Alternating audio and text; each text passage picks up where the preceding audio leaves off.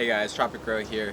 Today we're going to be looking at my permaculture garden, my permaculture beds, which are right behind me, and a few different methods I'm using to grow different kinds of vegetables, herbs, and fruits at the moment. So right in here is where my permaculture bed starts. At the moment it's not that large of an area, but I am constantly expanding. It is a 5-layer bed ending with mulch. So as you can see, there's just wood chips on the very top.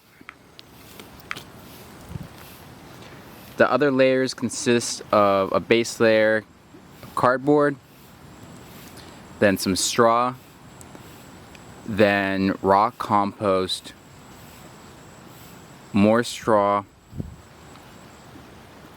black planting soil mixed with rice husk, and then finally there is a layer of mulch on the very top to help with humidity and to prevent the need to water as much during the summer. Everything growing in here is completely organic. There's no chemical additives. I don't use any pest sprays. It is completely just the compost and layers in my permaculture beds that allowed for such good growth in these plants. I mean, look at these basil plants. They're just enormous. There's taro. There's pepper plants as well. The peppers out here at the moment are ghost, cayenne, and a few sweet pepper varieties. So these are cayenne plants over here.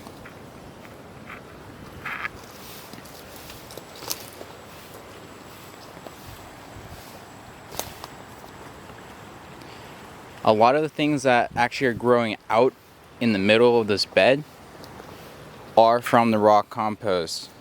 It was mostly veggie based raw compost that I put in here. So there's a lot of pumpkins that are sprouting, watermelon. As you can see, this is a watermelon plant that came out. There's a couple melons ripening at the moment. I use this hammock method to hang them up. Basically I'm using fisherman's netting that I bought in bulk, and I built a little hook on the very top. That's an S hook, and then I just hook one end, and then basically I build a hammock for the melons and squashes that I'm growing out here. So I put one end of the hook, I put one end of the netting in the hook, and then I take the other opposite corner and do the same.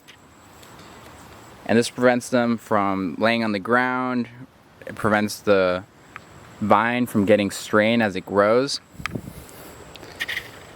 And this is actually one of the first times I've been using these cages. I made these myself just out of cattle fencing and a single stake to solidify it.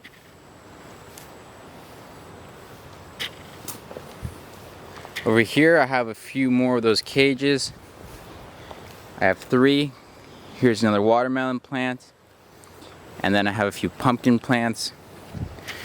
Here's one of the pumpkins that's actually ready to harvest. Here's some more pumpkins that are currently starting to mature. Here's another one that is ready to harvest as well. We'll go through and actually collect these at the very end. Right here I have some sweet chilies, and these are amazing. You can just grab them off the plant and pop them.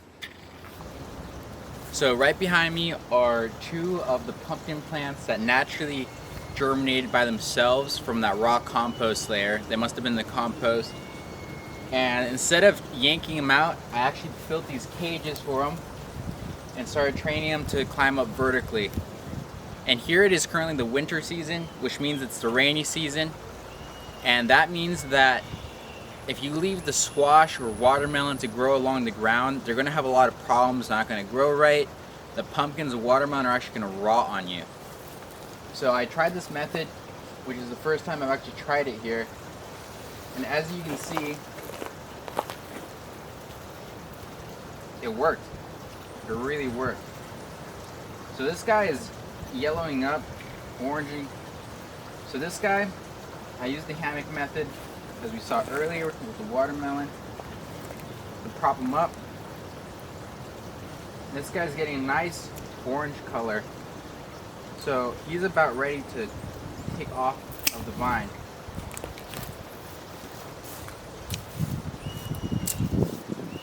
This is a fully organic pumpkin growing right here. And the natural decomposition of the compost in the 5-layer perm beds behind me gave it all the nutrients it actually needed to grow. So that's one of 2 that we're going to get today. Here's the other one. It actually grew in the inside part.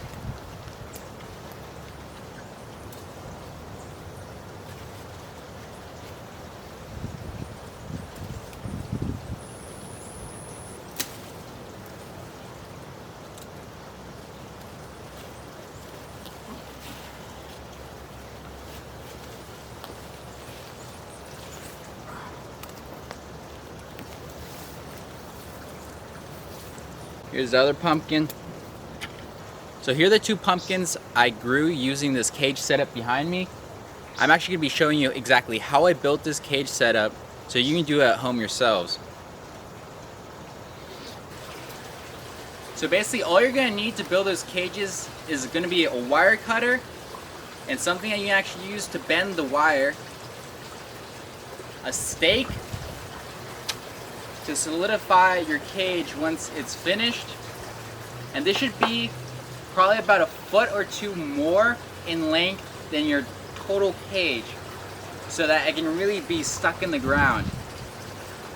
And you're gonna also want a hammer, a big rock, or anything else you can use to put this in the ground. Make sure you choose an area where the ground is actually soft, otherwise it's gonna be impossible for you to put this through a bunch of rocks and gravel. So make sure you choose a nice soft spot to put the stake in once you are actually solidifying that cage. And the final thing is actually going to be your cattle fencing. You can buy a big roll of this stuff for next to nothing. And with one roll like this,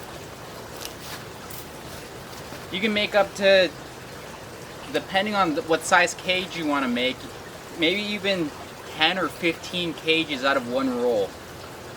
So for the sizes we're making, I'd say we could get at least maybe 15 cages out of just one roll of this stuff. So you can buy this at any local hardware store, and if they don't have it, they can definitely get it for you. It's just really basic cattle fencing. So the first thing you want to do with your cattle fencing is you want to try spreading out. You got to roll it out a bit. Try to get this curve out so it's easier for cutting.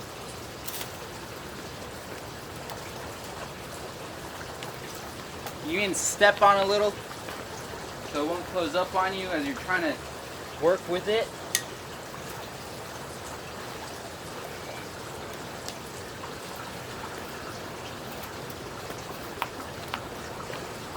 And then you want to determine what size you actually want to cut it to.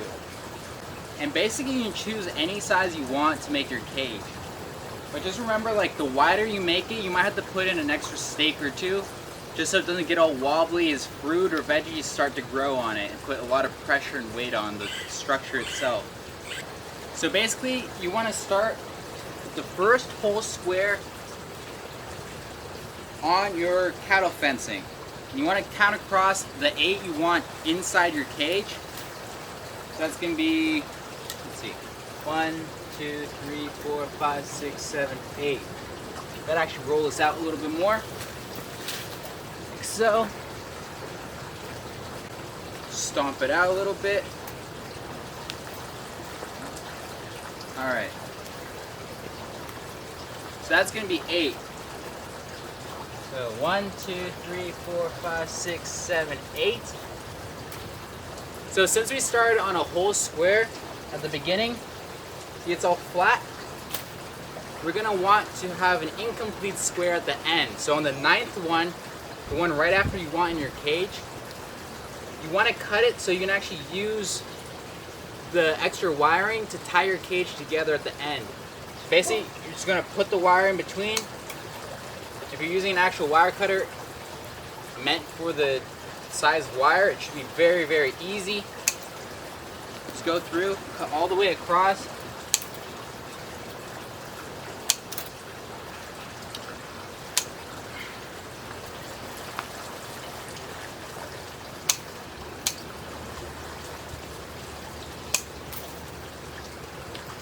Alright, so we have this completely cut now. Here is your piece of cattle fencing you're actually be using. And to make this complete, you're going to want that curve. So you got to just bend a little bit. And of course you can bend it afterward once you get it assembled as well. So once you have your piece of cattle fencing cut to the desired length and size, you're going to want to use a pair of pliers or even your hands. You're going to want to connect each side of this cage. So you're going to start at the very top and you're just going to start bending them into each other like so.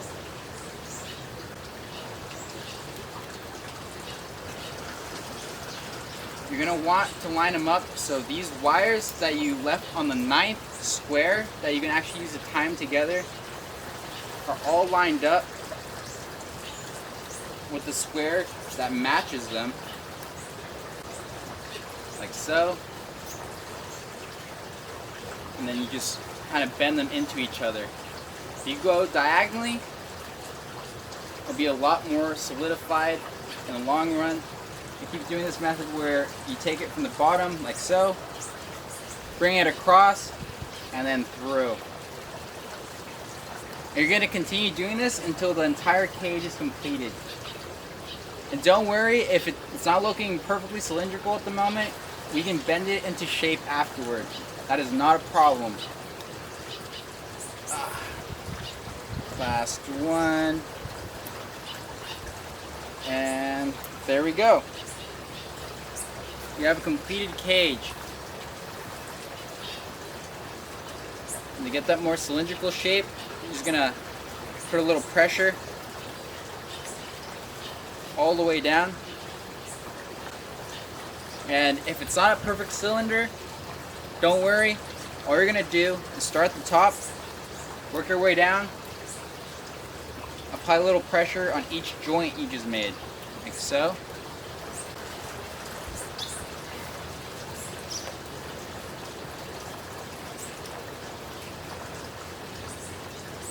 Just slowly work with your wire cage until it is the right shape.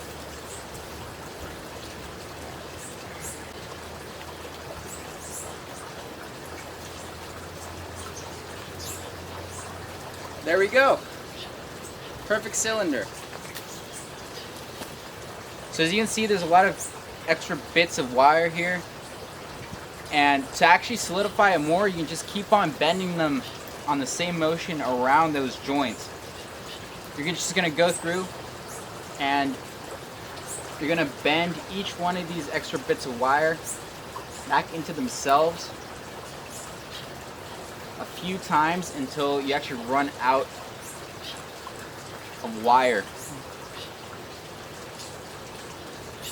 That way it's nice and compacted. There's no sharp little wires that are going to poke you in the future. Another option is if there's a little bit left that you can't actually bend, go through with that same wire cutter and just snip them off. So once you have bent every single one of those wires back into themselves, your cage should be complete.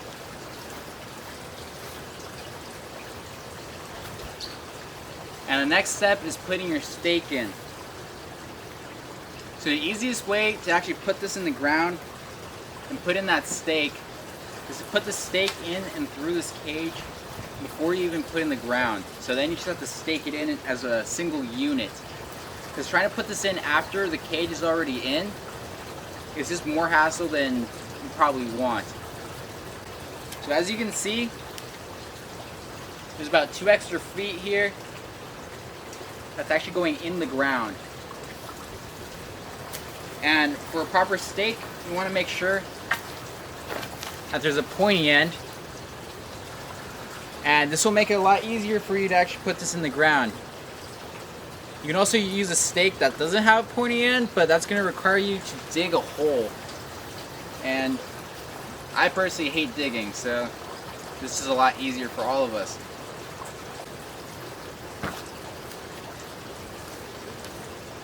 So what I'm going to do is I'm actually going to pass this through one end, like so. Make sure it's coming from the outside of the cage into the first square. You're going to pass it all the way through to the very end. For this exit hole over here, you can actually bend it open a little bit if you want. Oh, there we go.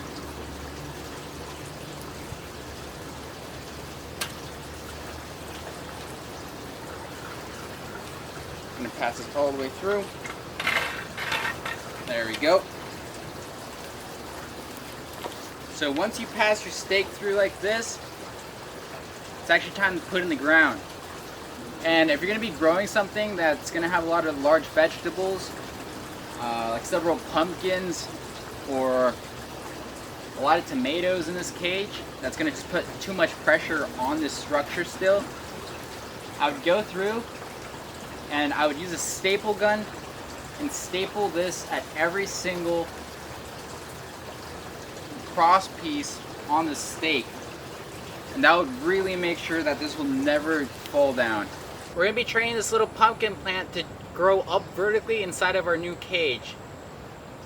So what you want to do, if you already have a pumpkin plant or any other type of plant, is to make sure you don't squish it while you're putting this in the ground.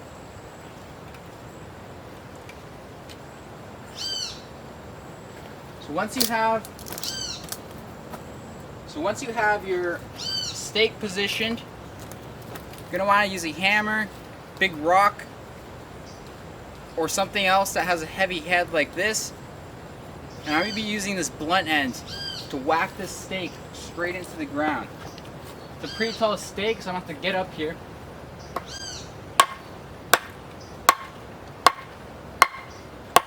As you can see, you can just take this pumpkin plant and start threading it through. And over time, it'll just start growing up this cage. So now that I have the stake in and the cage is set for the pumpkin, I'm going to be using a staple gun to solidify all the cross pieces over here. So I'm going to start at the top, go through, just staple all the way down. You can also use small nails or even rope to just tie together each one of these cross points if you really want to be secure.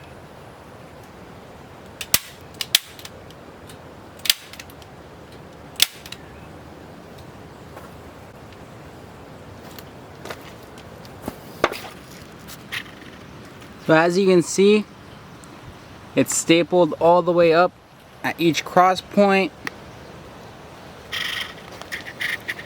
And now we have a very solid cage.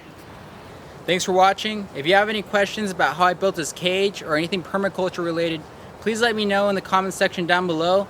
If you like this video and want to see more content like it, hit the subscribe button, and I'll see you next time.